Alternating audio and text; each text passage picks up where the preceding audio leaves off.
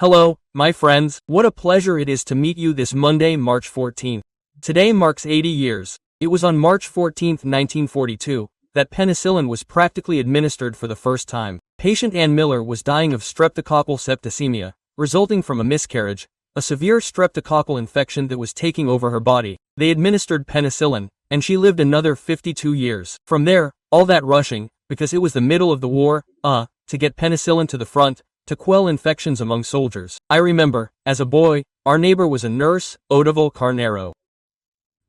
Penicillin soon reached civilian populations. I must have been about 4 or 5 years old, and so, in 1944 or 1945, penicillin was already being administered in the interior of Rio Grande do Sul, there in Cachoeira do Sul. I know why Oval came to our house because my grandfather was a neighbor who had a refrigerator, a General Electric refrigerator with a ball on top where the compressor was, and it had to be stored in the refrigerator after mixing the liquid, the double distilled water with the powder. Well, anyway, memories, but there are more memories, more events on March 14th, Booksellers Day. This great figure who lives in bookstores, behind the counter, in front of the shelves, helping us discover the pleasure of reading, of knowledge, of the world, of the universe contained in books. Booksellers Day. Congratulations, booksellers. Thank you very much. And on a day like today, in 2004, Vladimir Putin was re-elected. And on a day like today, in 2013, the General Secretary of the Chinese Communist Party, Xi Jinping, was elected President of the People's Republic of China. In 2013, on the same day that marked the 130th anniversary of the death of German Karl Marx.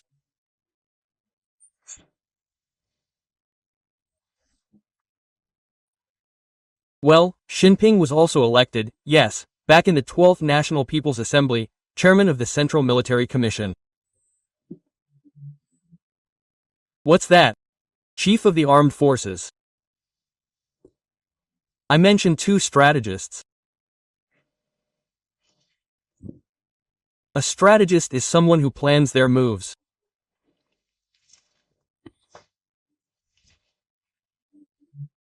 So, if you haven't signed up yet, join us and let's reach 3 million together.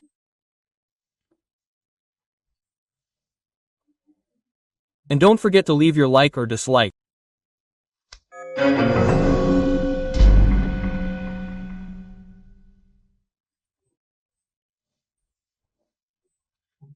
Well, I'll start with some very practical information, because today I was pissed off, because after lunch I took a nap and the phone rang, right?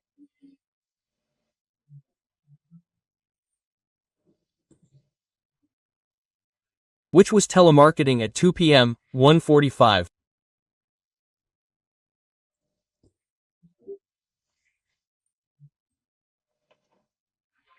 But starting today, I'm informing you that the number that appears on your cell phone, if it starts with 0303, is telemarketing.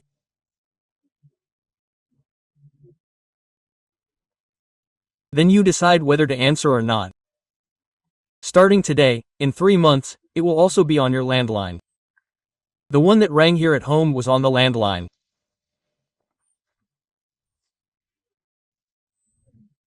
Well, Lula gave an interview on Radio B in Parana, and when asked, he responded, "Are you talking?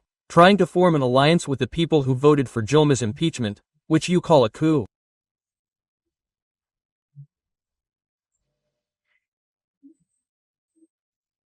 And Lula replied, "If I can't talk, if I have to talk only to those who were against Dilma's impeachment, then I have no one to talk to."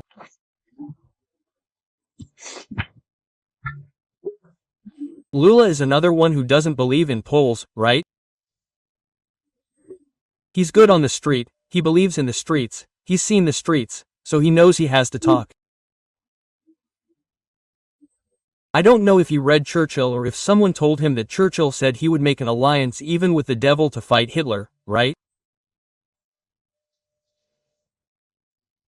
So he doesn't even care if the person voted for the coup against Dilma or not, but he's talking, he's trying to talk. He called Al-Kim, who was the PT's opponent in the presidential election, right? It was the polarization for years, the misleading polarization, right? It was more left and less left, I don't know, right? Well, he's talking to Kassab, right? Yeah, he's talking to the MDB, with a lot of people from the MDB. There's Renan Caleros, for example, right?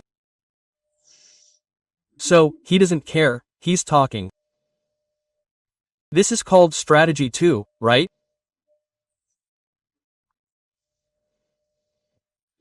Well, in the meantime, I saw that Alan dos Santos has been in the United States for some time now, and Minister Alexander de Moraes requested his extradition. I already said it before, look, it's difficult. The United States has a tradition of not extraditing anyone who is being persecuted for political reasons. And this is undoubtedly a politically persecuted person. From what he's saying, he's being persecuted.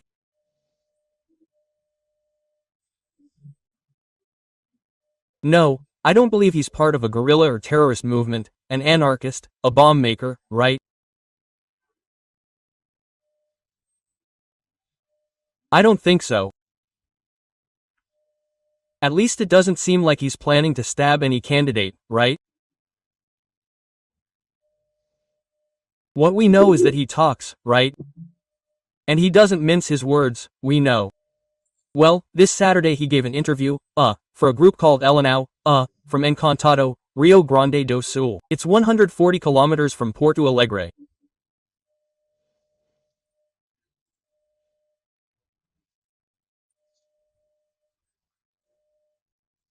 I used to live there. I've given interviews for that group, as have Vintraub, Luciano Henk, right? He gave interviews on Saturday, and now there's the reaction of Alexander de Moraes, who is demanding that the Ministry of Justice ask the Brazilian government to ask the United States to extradite him. It looks bad for the Brazilian government, right? I don't know how the Brazilian government is going to say, look, it's the Supreme Court, not the executive branch, nor the legislative branch, because, after all, the Constitution, in Article 220, prohibits censorship and says that it is freedom of opinion, just as Article 5 talks about, expression of thought, right? Truth or anonymity. But here's the record. Minister Teresa Cristina has been in Canada, in the capital, Ottawa, since Saturday. Just to remind you, people have already given up on the vaccine passport, right? Just like they're giving up all over the world, right? Well, she's there to open the market, and she opened the market for Brazilian pork and beef in Canada.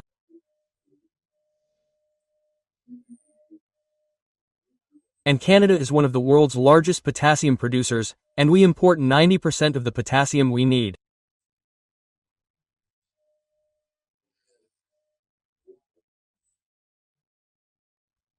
Lithuania doesn't allow the potassium we buy from Belarus to pass through because it joined NATO, which is led by Washington, right? So it doesn't allow it through. Well, and there are a series of other sanctions that, to avoid harming us, we import 80% of the other nutrients, right?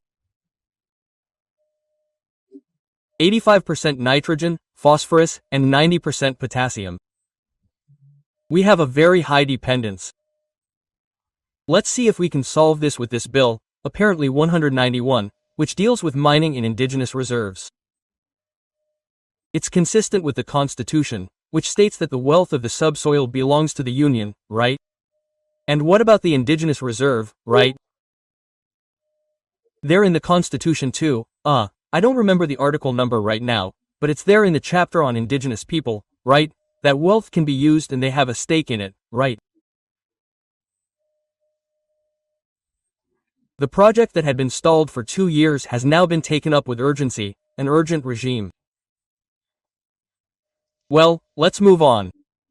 So, this is also strategy. What Minister Teresa Cristina is doing is opening up the range of markets. Look, in the current administration, 200 new markets for Brazilian agriculture, thanks to this super hardworking minister. Well, and I wanted to end by saying all this, right, to avoid the issue of war.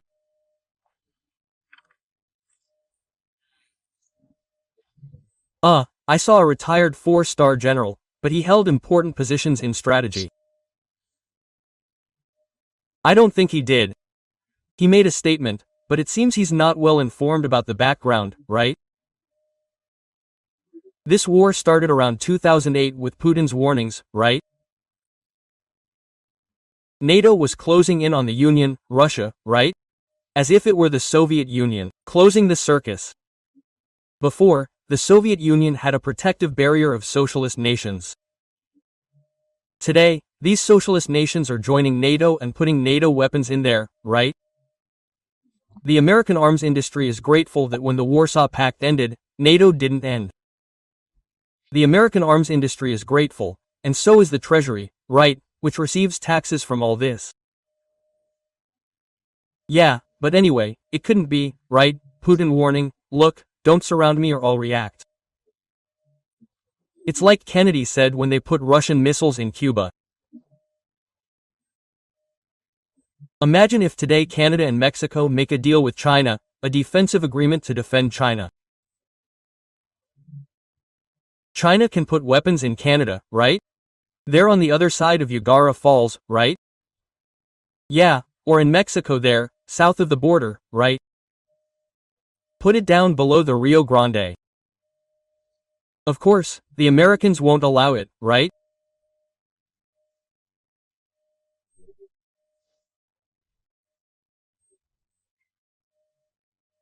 So, by the way, today, March 14th, another March 14th, and the Pentagon, in a March 14th, I noted here, from 2008, confirmed that there were no reasons to invade Iraq in 2003, because there was no connection between Al-Qaeda and Saddam Hussein, nor were there weapons of mass destruction, just so we remember, right?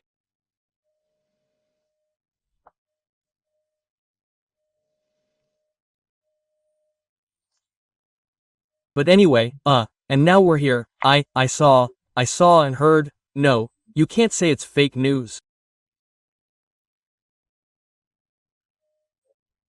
Oh, Undersecretary of Defense Toria Noland in the Senate committee telling the truth. Yes, there are bacteriological laboratories, but they are defensive, with the support of the United States inside Ukraine.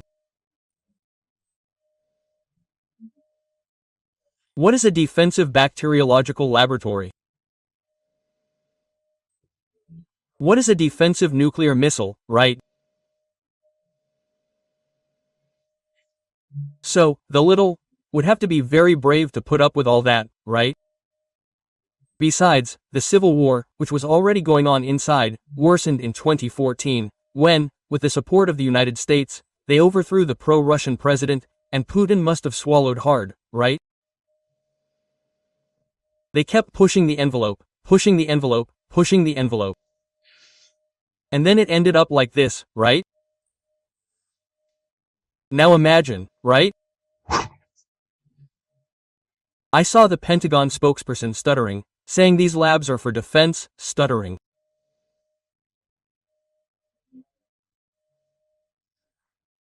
And well, this undersecretary was questioned by Senator Marco Rubio, who we know from Florida. And another thing, right, I keep wondering, what about these labs in a war like this? What security are they offering?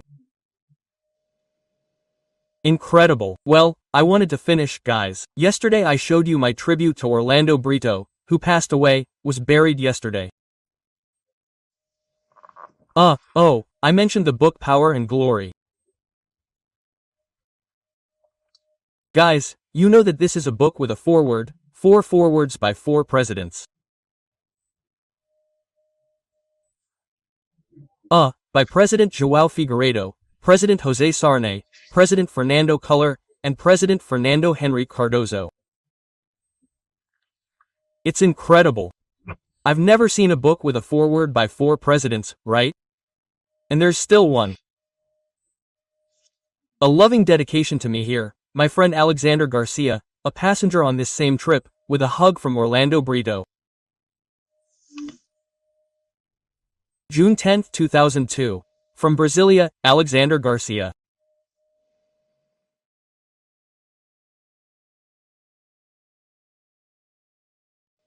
Hello, my friends. It's time for us to meet this Tuesday, September 13th, National Kachaka Day. Why is it National Kachaka Day? Because around 1680, right? The Kachaka Revolt began in 1661 because the Portuguese government didn't want the colony to compete with bagasse, a distilled grape spirit, a wine distillate that Portugal still produces today, right? And the biggest customer was Angola. And then there was a revolt, starting in Niterói. People took to the streets, the producers, and they eventually gave in, allowing Kachaka to be legalized, right? And then it became a general release, right? Today, our Kachaka is present all over the world. It's a drink that makes us famous. And also World Agronomist Day. He's the guy behind all these achievements.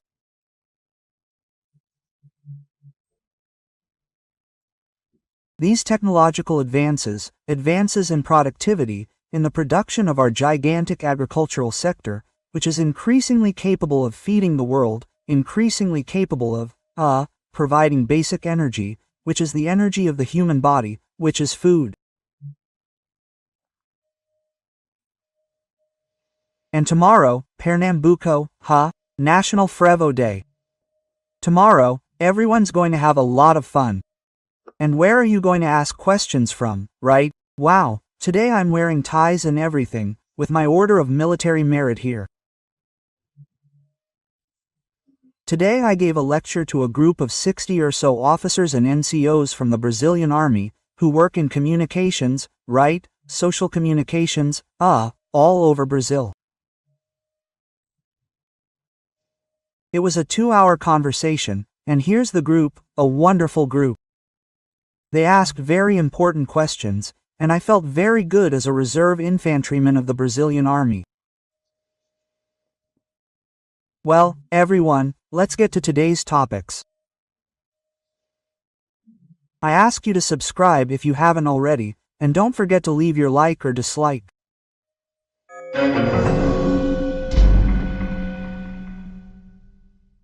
Well, first topic.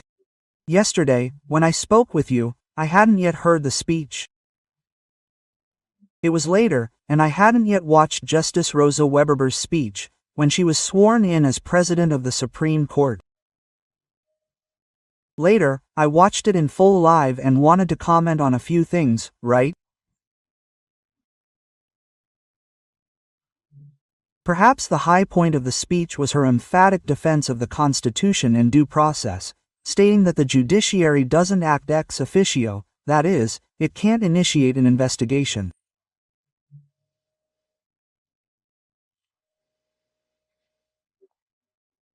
So I keep asking myself, well, what's she going to do, having been there for 3 years? While Toffel was still president, he created it ex officio based on an article in the internal regulations that was repealed by the Constitution. Today's Constitution, Articles 127 and 129, state that the public prosecutor's office is essential, and it is the public prosecutor's office that has this initiative, not the judge. Obviously, the judge can't take the initiative, especially if the judge is the alleged victim herself. That would make any law student's head spin, wouldn't it? Then the judge becomes victim, investigator, accuser, judge, and executor of the sentence. That only happened during absolute monarchy, right? Well, I ask, since she defends due process, what will she do when the public prosecutor's office speaks to a Supreme Court justice and says, look, we didn't find a crime in this case? What does the judge do? Are you going to look for the crime, investigate? Quote, she doesn't file the case. If the person charged by law, due process, and the Constitution to look for a crime and doesn't find one, the case is over. No, that's not what's happening. So I'd like to know what she's going to do, if she's defending the Constitution, due process, and that the judiciary can't take the initiative. So, what will she do?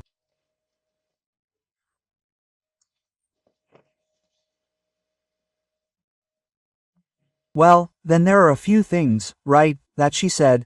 The Supreme Court has been under attack. I think she confuses criticism with attack, right? Well, and then I'll remember Carmen Lucia, who, when she took office as president, said, "Shut up, you're already dead." It seems like a bit of a slur, right? Well, she also denied interference in other branches of government. We clearly see that there was interference, yes, in internal matters of the other branches and administrative matters, right?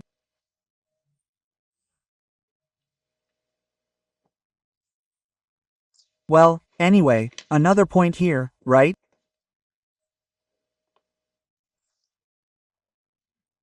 She talks a lot about freedom, right? Freedom, freedom, freedom. People are being suppressed in their freedom of expression and freedom of thought. They've already been suppressed in their right to come and go, in their right to worship, in their right to go to work, right? Freedom of assembly. That's the patrilineal clause, right? So I ask what she's going to do, right? She admits that there is judicial activism, because she talks about a misunderstood judicial activism. So it exists, it's just misunderstood, according to her. Then she said that we are going through particularly difficult times. I remember when I studied Freud, right, and the mechanism of projection or transference, right? Hey, that shopkeeper goes to his store and it's going bankrupt. Then he says, "Wow, the Brazilian economy is doing really bad, the market is doing really bad, it's not his store that's doing bad, right?" He projects things, quote. Hey, the person says, "Wow, we're living in difficult times, right? Hey, everyone's in poor health these days, right? Hey, he's in poor health, right? He's confessing that, right?" Quote. She even asserted a narrative, she appropriated the narrative. Hey, hunger in Brazil is at a frightening level. That's when I got scared. She's buying into that slogan. She's the Chief Justice of the Supreme Court. Then she talked about possible political reforms. Wait a minute, the legislature is the one who carries out political reforms. The one who makes laws, who changes the Constitution, which, if it's not a pet clause, is the legislature. That's not the Supreme Court's jurisdiction, political reform. What else did I want to say? And then there are things that worried me. She said, the Supreme Court has the monopoly of the final word. I understand her intention, but anyone who studies the three branches of government knows that the most powerful branch is the legislative branch, which has the popular mandate to make laws, to amend the Constitution, and, depending on the case, even to create a new constitution in a constituent assembly. That's the highest branch, the legislative branch, right? And the Supreme Court can act as a dam, even overriding parliamentary majorities.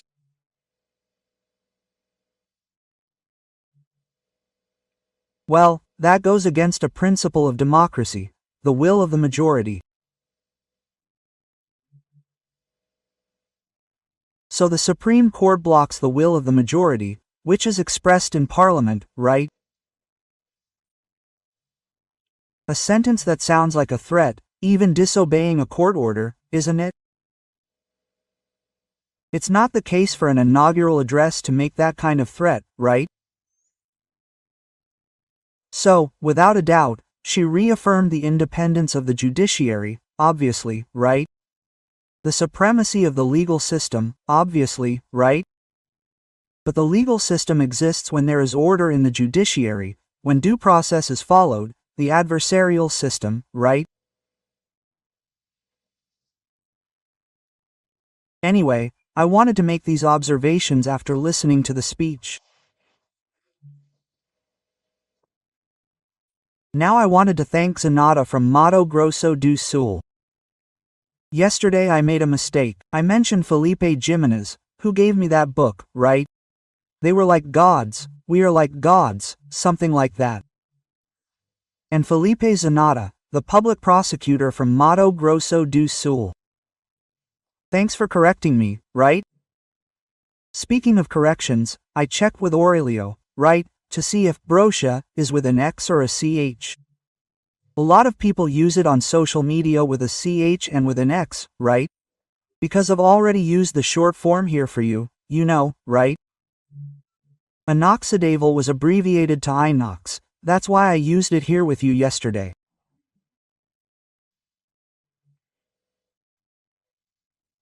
I mentioned Imbrox, right, with an X and well, the OECD, which is the elite of the global economy, is putting Brazil fourth as a target for foreign investment in the world.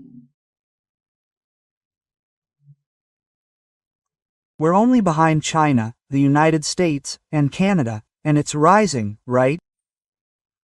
Oh, and then I see inflation in the United States, 8.3% in 12 months. The euro is around 10% of the eurozone. Here, our forecast is 7. By the way, the price of cooking gas is falling further, right? And there's some news for paying for electricity.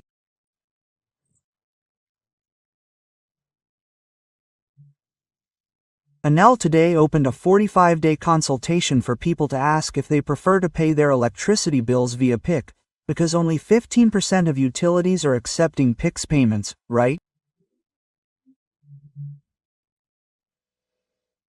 Well, it's not exclusively via PIX. You can continue paying by direct debit, right, however you want, but also via PIX. Then, if the majority thinks PIX is good, utilities will have 90 days to obligatorily accept payment via PIX.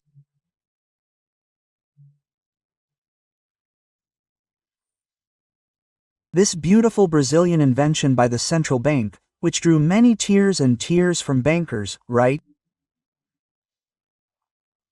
Because there's a transfer fee, which can be $10 for one, $9 for another, $7 for another, and it goes a long way. PIX isn't free, and it's instant.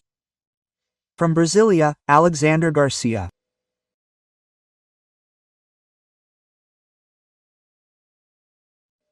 Hello, my friends. The happy hour of our meeting has arrived this Thursday. A good conversation. Thursday, November 3rd. On November 3rd, 1615, the French were expelled from Maranhão.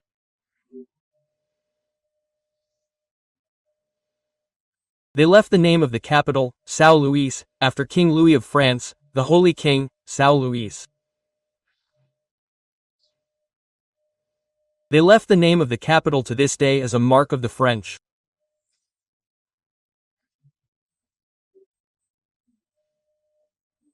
In 1891, on November 3rd, the first president of the Republic, Marshal Deodoro da Fonseca, closed Congress because Congress was passing an impeachment law that would allow the President of the Republic to be removed from office.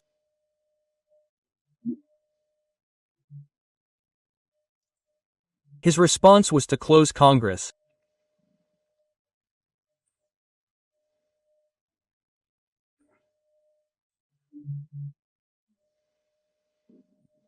And just look, there was another similar one in 1930, as a consequence of the Revolution of October 3rd, on November 3rd, the leader of the revolution, Getúlio Vargas, who rose up against the fraud in the election at that time and took office in the provisional government.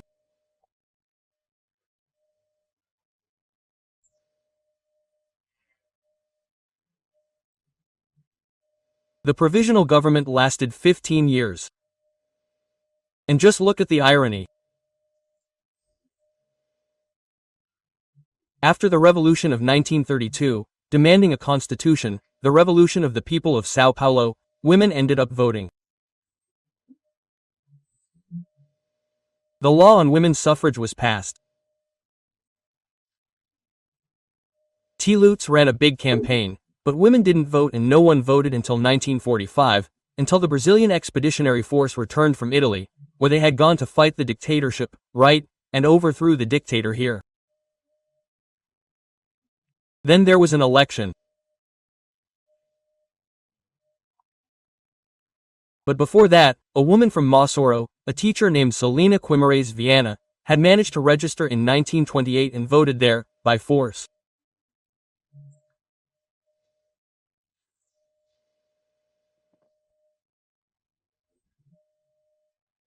Well, just to remind you, tomorrow is the anniversary of the Brazilian Scout Association or Union, founded in 1924, always alert.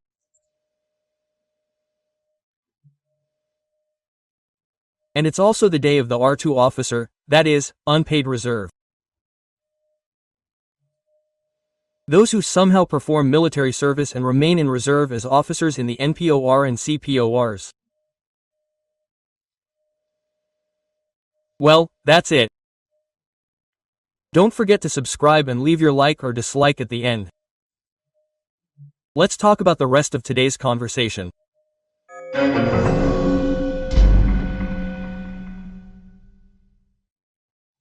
Well, folks, it started early and it's no surprise to anyone.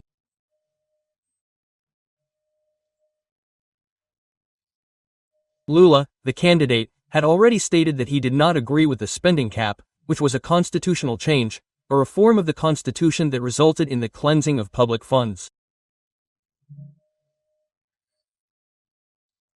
It was still during the Temer administration. The most important thing that happened during President Temer's term was the spending cap. So much so that today, thanks to Paulo Guedes' administration, there is a surplus in the public accounts, balance in the public accounts, revenue is increasing, and we can cut taxes and still implement social policies, right?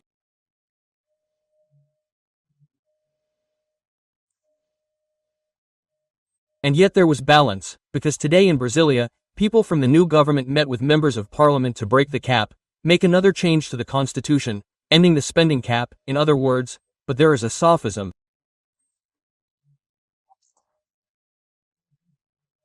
The sophism is the following: for unavoidable expenses. What is the expense that can be postponed? I'm easy. First, we spend the deferrable expenses first, then we have the unpostponable expenses left over, and then we have to break the spending test. It's no surprise. Another thing that happened in Brasilia today was the realization of a dream of Geraldo Alckmin's from 2006 that he couldn't fulfill because of Lula. Now he's going to fulfill it because of Lula. In 2006, in the second round, he lost practically by 40 to 60, actually 39 to 61, right? He was at the Planalto Palace today. He went into the palace to arrange the transition with President Bolsonaro's representative, Minister Ciro Nogueira.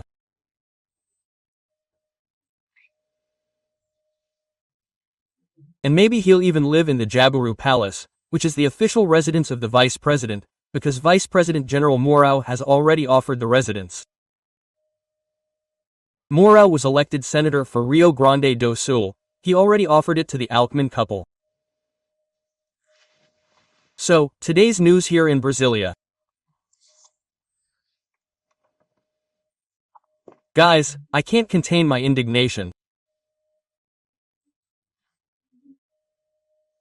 I have been receiving messages on the internet from people asking me if it is true, with the greatest hope, the open heart of liars, evil and cruel people, making up stories to give people hope and, later, they will be frustrated.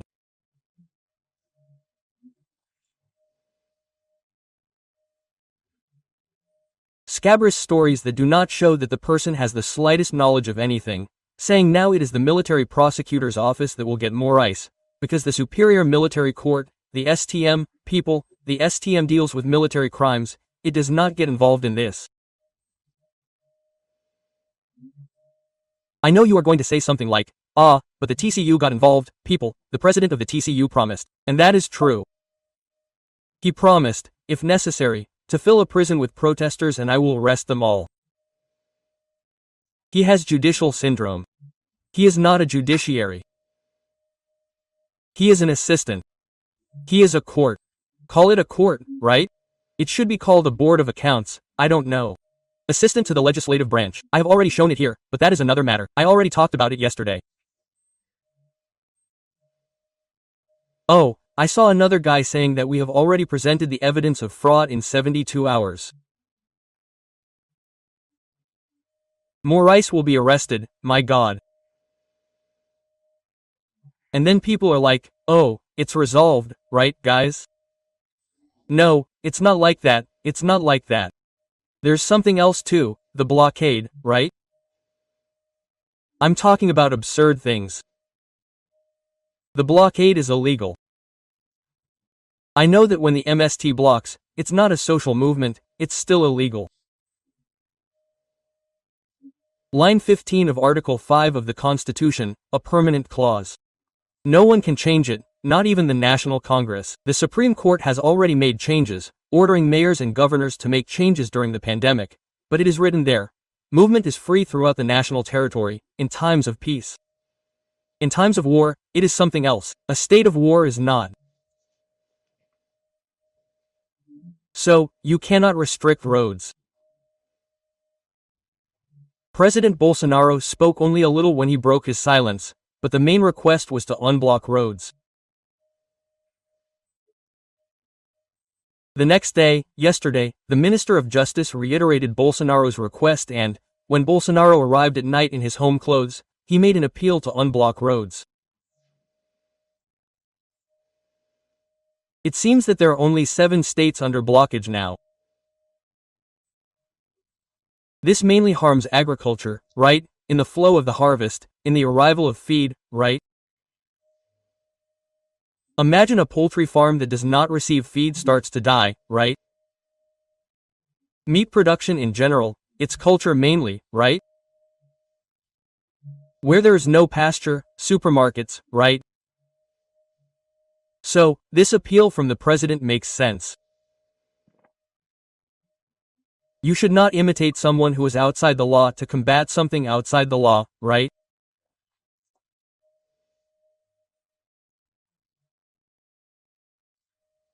But then, going back there, these people are feeding the hope, it is very people, millions of Brazilians.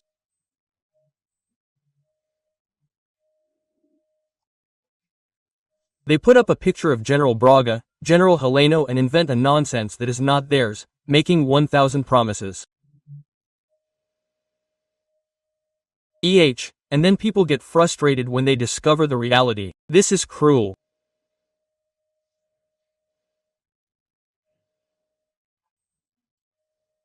There may be and show the practice, what to do with this immense heritage, this immense capital of political power that was acquired in this last election, on the 2nd and 3rd, on October 30th.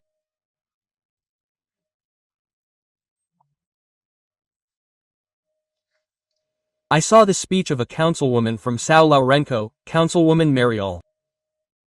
I saw the speech of the re-elected federal deputy, Dom Luis Felipe de Olians e Braganca. Speaking of which, people, look at the capital that the right has. 73% of the Chamber of Deputies, 67% of the Senate. This may lead to changes in the Constitution, as long as they are not patrilineal clauses, more than half of the governors, victory in all regions, except in the Northeast. People, this capital is immense, it is very powerful. You saw in Bolsonaro's 4 years that to govern, he needs the legislative branch. The legislative branch is the first of the branches of government.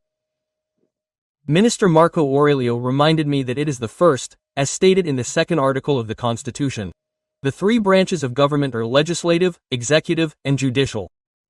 The legislative branch is the first branch that has the direct mandate from the people to make laws, repeal laws, change the Constitution that is not a constitutional clause, and approve the budget. The president needs a nail to drive a bridge, it has to be approved by Congress. So, show the deputies and senators, as recommended by Dom Luis, Felipe de Olian, and Braganca, the strength of these people who are on the streets. Don't sell out, don't get involved in shady deals. Look at the Mensalão scandal, and then exercise your power, the power of the majority. I mentioned that Bolsonaro spoke yesterday and appealed to drivers. Just look, I think he grew even more with this appeal, and grew even more in greatness. Why? Because he is handing over to Lula, as I have already mentioned to you, all the positive indicators of the Brazilian economy, right? GDP growth, inflation drop, increased revenue, fiscal surplus, surplus in public accounts and in external accounts, right? Or infrastructure works functioning in state ministries without corruption, without political parties ordering this to be handed over on a silver platter. And what's more, he didn't want the country to be harmed by an economic shutdown with roadblocks, and he made this appeal to hand over a functioning country to his successor. This is a gesture of greatness, it's an altruistic gesture, it's a democratic gesture. This destroys, like Goebbels, the Nazi Goebbels wanted, right? Repeat, repeat, repeat the lie. They kept repeating it, they failed, right? Well, finally, another subject, right? A coup plotter is someone who strikes against the Constitution, right? The Attorney General's office appealed the non-removal of Paulo Dantas, re-elected governor of Alagoas.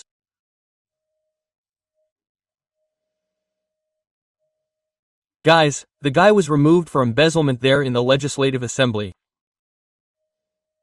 The father himself denounced his son and he was re-elected. Just to make us think about the voters' minds, how it works. And now the Attorney General's office is insisting on his removal. And finally, the dictator of North Korea is firing missiles towards Japan. This morning there was even an alarm in certain Japanese provinces, because no one knew, the radar was showing it, then it disappeared, it fell into the Sea of Japan. It seems that there were 3 intercontinental range missiles. And in addition to firing those missiles, he also fired a greeting to President Lula for the election. I doubt the dictator of Korea would do that if Bolsonaro were elected. From Brasilia, Alexander Garcia.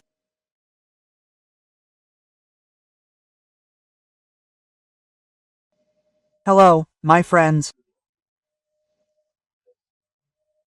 This Tuesday, it's time for us to meet up and chat a little.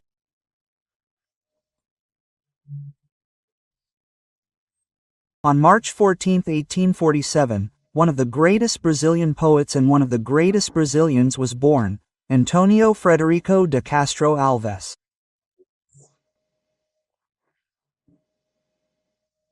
I was born in Cachoeira do Sul. He was born in Primeira Cachoeira, Cachoeira da Bahia, and his remains are in the monument in Castro Alves Square, the square that belongs to the people, like the sky belongs to the airplane, right? There in Bahia.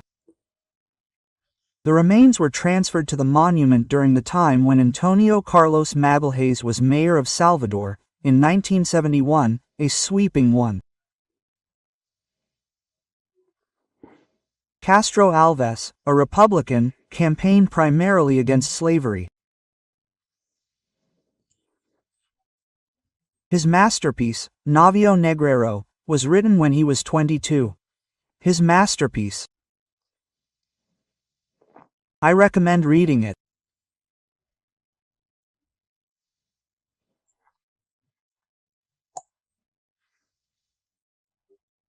Well, you'll see a gigantic general culture when he introduces the seas, the ships, and talks about what roams the seas until he discovers the slave ship, which he asks for the wings of the albatross to take him to where that ship is.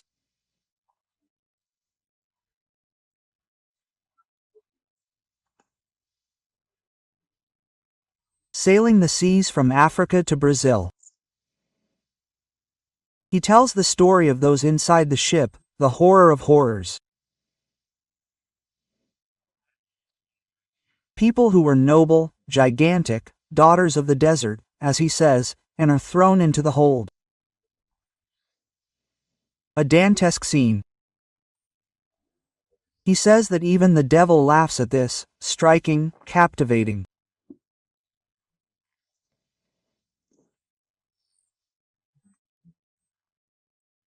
And this at a time when poetry was used to mobilize the population, it was recited and listened to with the greatest attention.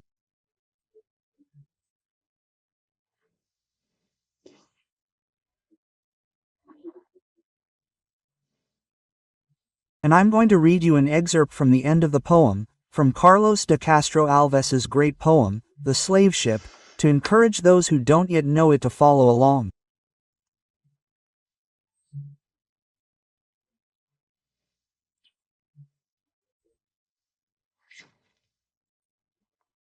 Well, a Russian friend once told me in Moscow that, as a child, like all Russian children, he was forced to read all the great poets and writers in Russian history.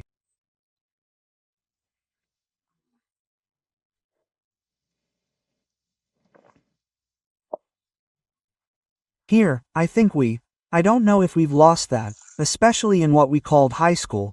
We were forced to do assignments about, these great poets, including Castro's. There are parts one know by heart, but, I needed some cheating.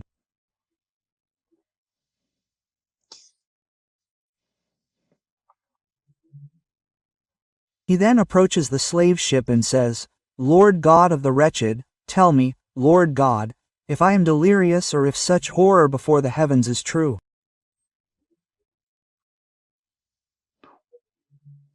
Oh sea, why don't you wipe away this blot with the sponge of your waves, from your mantle? Stars, nights, storms, roll from the immensities, sweep the seas, typhoon. Quote. Then he meditates. There's a people who lend their flag to cover so much infamy and cowardice and leave it to transform itself in this celebration into the impure cloak of a cold bacchant. My God, but what flag is this? What impudent one tramples on the gavial? Silence, dwell and weep so much that the flag is washed in your tears. Now he identifies the flag.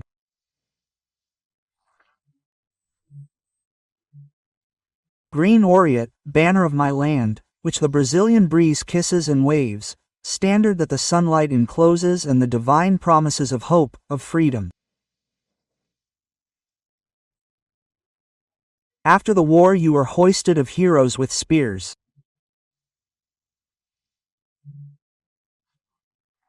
You would rather have been broken in battle than serve a people in shrouds.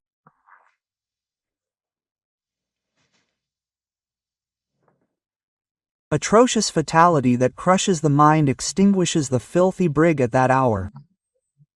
Fight ship, right? The path that Columbus blazed in the waves like an iris in the deep sea, but it is too much infamy. From the ethereal plague, arise, heroes of the new world. Andrada, tear this banner from the air. Columbus, close the door to your seas. A libel like I've never seen. Against the slave trade from Africa to Brazil.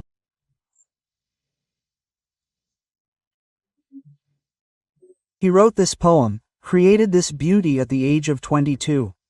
Antonio Frederico de Castro Alves, he is a hero of the new world. Don't forget to subscribe, if you haven't already, and at the end to leave your like or dislike. Today's first topic is the Parliamentary Commission of Inquiry, CPI.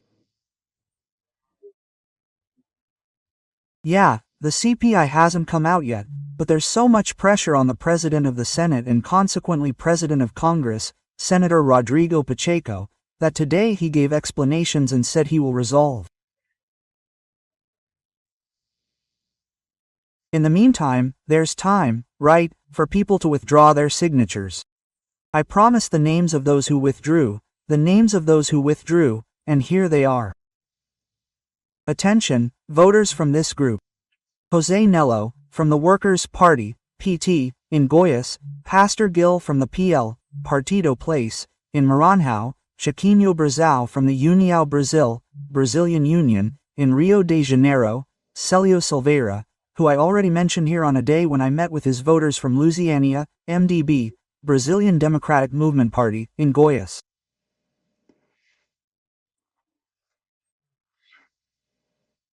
Yes, these are people with the character of a feather that moves with the wind, so I'm inspired by Latham.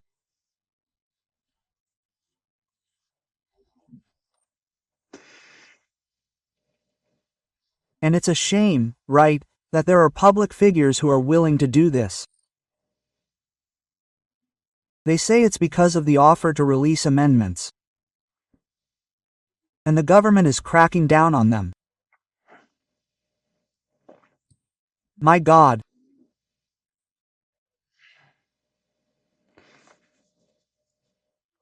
Speaking of the January 8th Parliamentary Inquiry Commission, CPI, I wanted to pay tribute to the lawyers who are protecting basic human rights of people who were arrested without knowing why.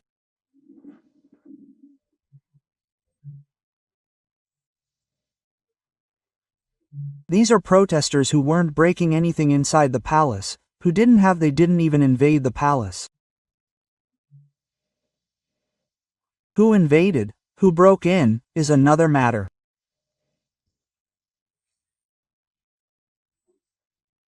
And these lawyers are working for free, even coming to Brasilia to do this work, many of them on their own. So, of course, they're paying for the hotel themselves to provide help to those in need. So, even within the gospel, I was arrested and you visited me, right?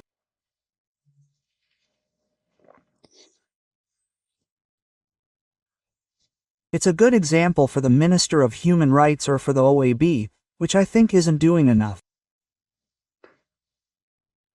It seems like they've acted, but they're not doing enough.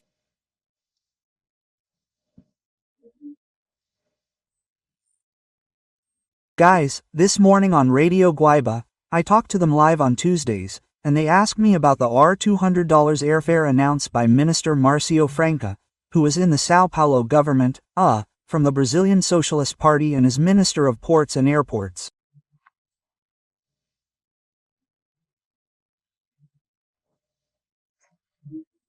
He announced in an interview with Correio Brasiliense that the $200 airfare is available. Public servants, retirees and pensioners, and students who are enrolled in the FICE program are eligible for financing to pay for college twice a year, financed by Caixa Econômica Federal. Economic, through Banco do Brasil, in 12 installments. He also clarified that it's to get a seat that would be empty on the plane. So I don't know if you can book the flight date or if you'll have to wait there to see if there will be an empty seat, or I don't quite understand how it will work. And obviously the airline is waiting for the airline to accept the $200 ticket paid for by a government bank.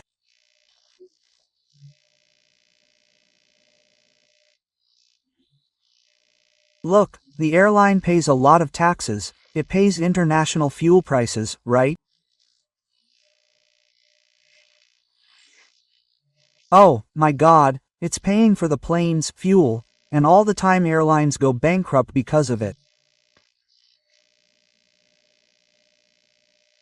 Or is this just a scam? Let's wait and see what happens. Well, just to remind you, Milton Friedman, there's no free lunch.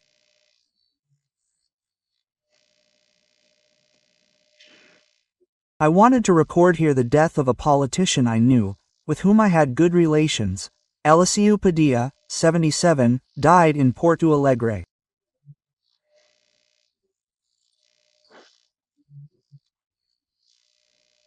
He was mayor of Tremandai, a federal deputy for about 3 terms, and a minister under Fernando Henrique Cardozo, minister of Dilma, Michel Temer's minister.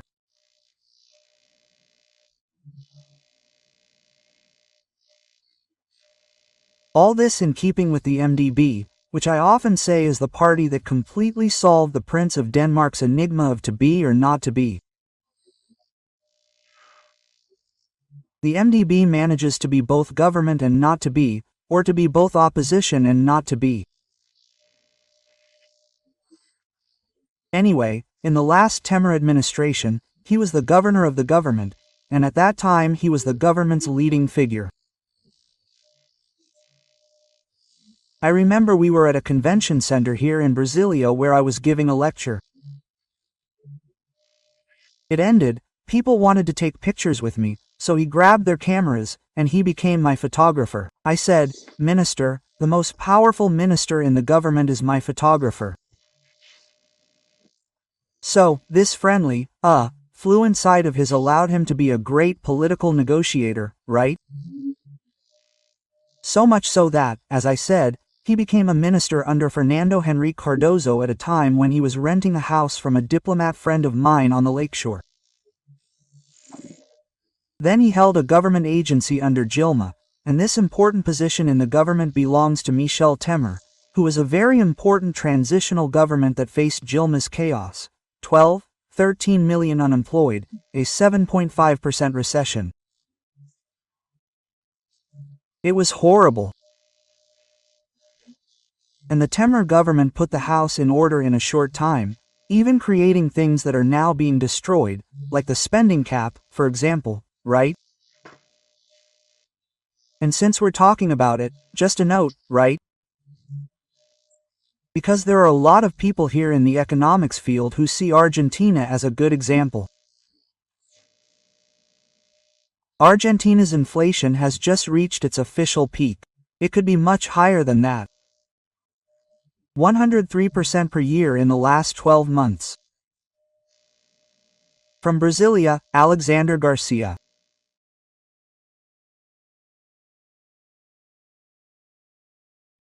Hello, my friends. Wednesday, January 26th, the highlight of our meeting, of our conversation, my meeting with you and you waiting for me. Oh, what a great thing. And today, did you know that today is Gluttony Day? That's right. Imagine celebrating one of the 7 deadly sins, which is perhaps the biggest cause of death, right? Disease starts in the mouth, right? A. Eating too much. Look at how Americans are, right? It's interesting that anyone who travels around the United States notices that in upscale neighborhoods everyone is skinny, in poorer neighborhoods everyone is pot-bellied, right? A. It seems like there's a desire to show opulence by getting fat.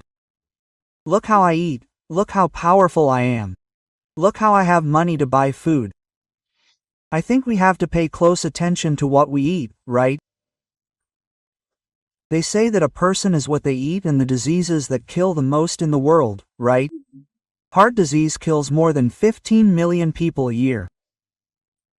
Here in Brazil, the people at the Cardiology Association say that there are 1,000 deaths per day, right?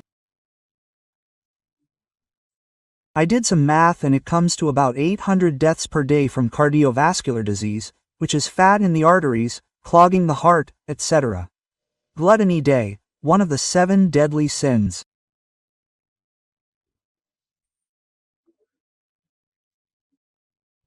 And on a day like today, in 1925, the largest automobile company in the world, General Motors, opened its factory in Sao Paulo, 1925, with a production capacity of 25 vehicles. Very interesting. Well, let's get to today's topics. If you haven't signed up yet, join us and at the end, don't forget to leave your like or dislike.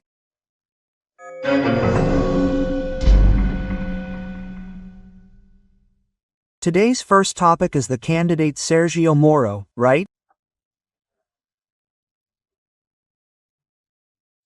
The TCU prosecutor's office is insisting on breaking his confidentiality so that he can finally reveal what he received from Alvarez y Marcal, which is a judicial administration company, and from Odebrecht, Oz and Galvão Engenharia, all involved in Lava Jato, whose trial was presided over by Judge Sergio Moro.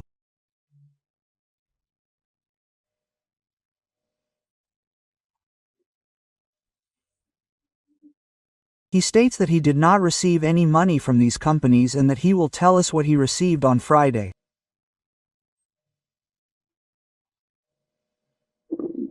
I don't understand why he doesn't tell us right away to stop the. He will only tell us on Friday.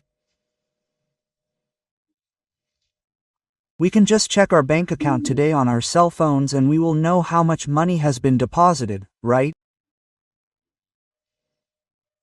But let's wait until Friday.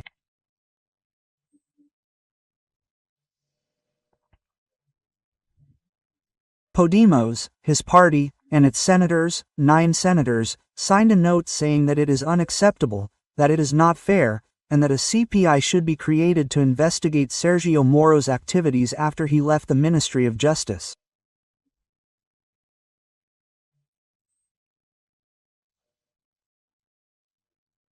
The fact is, he's going to have to understand this, that when a person becomes a public figure, as is the case of a candidate, the etymology of the word candidate is someone who has everything clean, candid, right? It comes from clean, candid, target, target too, right? You can make a pun, then he becomes a target, he becomes a public man, he becomes a target. So, that's the issue. Well, the other topic today is that the governors felt the pressure, right, President Bolsonaro, mainly as a result of public opinion, right?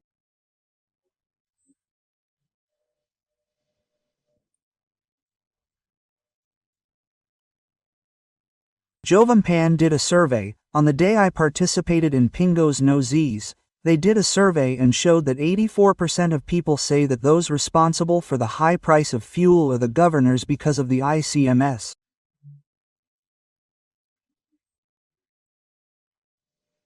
I would say it's because of the ICMS calculation, right? A very strange calculation that is calculated based on the supposed price, at the pump. It's not because of the effective price, which has a 15-day price difference, so there's no way to lower it. The tendency is always to go up.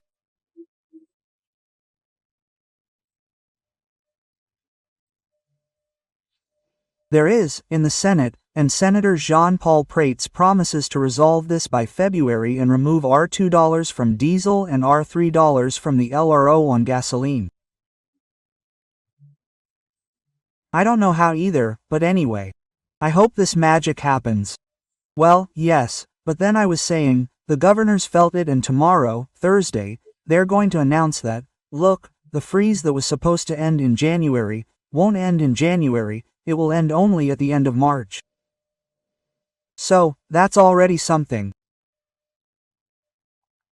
They felt the pressure from the President of the Republic and from public opinion. Well, folks, just look at this story. I think it's going to be announced tomorrow too. Just look at this story.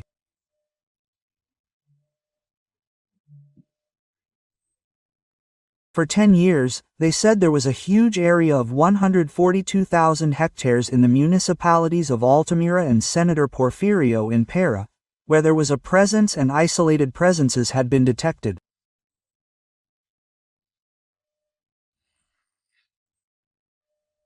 Have you ever seen an Indian there? The guy looked, saw, and thought it was an Indian. So there is an Indian here. FUNA was forced to close off this huge area. They closed it off. Nothing else. Nothing can be done here, right? There were already people working there and so on. Everything stopped. That was 10 years ago. FUNA investigated for 10 years. The FUNA people were there, specialized. Indigenous foresters helping FUNAI, IBAMA, the national force. They consulted a satellite, this Amazonian sensing system as well. They asked about everything, but the neighbors. I even wrote down the name of the neighborhood there, the Xingu, Bakaha, Trinchera Bakaha, Cotoneno. If someone had left to migrate, no. So they decided, look, we can't keep this legend, right? It's the abominable man of the jungle, it's Bigfoot, that's what's there, right? So it's not, they didn't find any human traces. Well, if there's a human there, there's traces, something left, right? They didn't find any. So it's over, there's no longer going to be a ban on that area. This is just another story of legends that they make up, right? To see if it gets in the way, right? Well, they arrived in Belo Horizonte and Confins.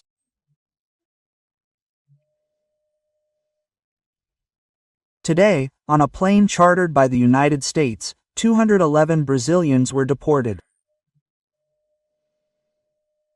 Well, the Biden administration is taking action, right? Last year and the year before, there were 1,300 and I wrote down 1,304 here. If I'm not mistaken, according to figures from the federal police, right, 1,304, exactly 55% of those 1,304, right, people under 25 years old.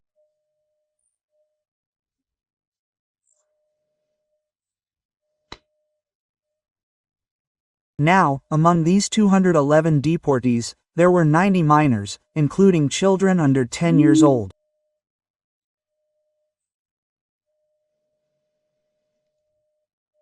Well, this time, a lot of people from Governador Valadares, as usual, and the surrounding areas, neighboring cities, right? Well, most of them have embarked in Sao Paulo, but also through Rio de Janeiro, Belo Horizonte, Brasilia, in descending order, and they go to Mexico. There they pay a lot of money to be transported across the border, right?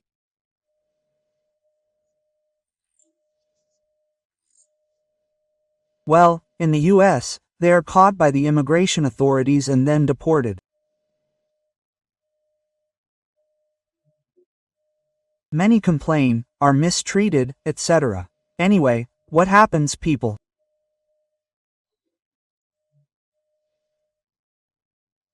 I didn't mention it here, right? There was an event on January 22nd. Now it's been 214 years since the Portuguese royal family arrived in Brazil. They first landed in Salvador, the old capital. They made the crossing, fleeing from the French. In fact, it wasn't a cowardly escape, it was a planned, intelligent escape, in which João V gave, let's say, a run for it when General Gino arrived on João V's ship, which was stopped in the Tagus waiting for wind to sail to Brazil. And the general went there to ask them to accept the French as friends and allies. And he replied, look, our friends and allies are the English. Your emperor is a usurper, right? And get out of here. Quote, the general ran and warned, if you come here again, I'll have your ship sunk, right? The French troops hadn't arrived yet. They wanted to block the Tagus with artillery to prevent him from leaving, but luckily the next morning there was a favorable wind and it took him away. More than 10,000 people left there, the entire royal family, right? And there, already offshore, they were escorted by the Royal Navy, by the English Navy, to Brazil. When they arrived in Salvador, the Royal Navy voted, some stray ships arrived, stayed in Salvador for a while, and arrived in Rio de Janeiro on March 8. This is very important. Brazil was a colony, it became the seat of the kingdom, and the Kingdom of Portugal was not just Portugal and the Algarves, right?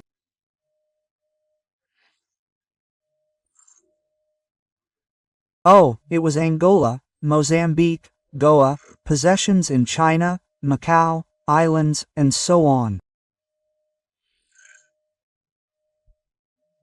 The Portuguese Empire was large, right? And from there he went to Rio and Brazil was promoted to a kingdom. When he returned to Portugal, he was able to return after the skirmishes in Porto, in which General Wellington, right, the one who defeated Napoleon later at Waterloo, right, he played a major role. When he returned and now he will return to the colony. He did not leave his son, the prince, Prince Pedro, who proclaimed independence, right? There was no turning back. And then he arrived in May, and he was already founding the royal press. It was forbidden to publish any newspaper here. That's why Hipólito José da Costa edited Correio Brasiliense in London, right? And because he couldn't come here. And then he started with the Gazeta, Gazeta do Rio de Janeiro, which was the official gazette. I'm telling you this because today I visited the official gazette, the national press, and I was amazed here in Brasilia. The press museum is open to the public to visit. There's the press that was used by an employee named Machado de Assis, which he used. They're there in the gardens, right? The remains of Hipólito José da Costa, who was the first newspaper, right? Well, they're there with anyway, and it's also a wonderful, very modern printing house, used to print everything that's necessary for Brazil, which produces the official gazette every day. I leafed through the official gazette from the day I was born. I leafed through it, but it wasn't there, it wasn't in digital format, the paper is very well archived in a wonderful library that's there too. Stay here, we don't know about the good things that this country has, right? That's why I'm talking and I always end with good things. From Brasilia, Alexander Garcia. Yeah,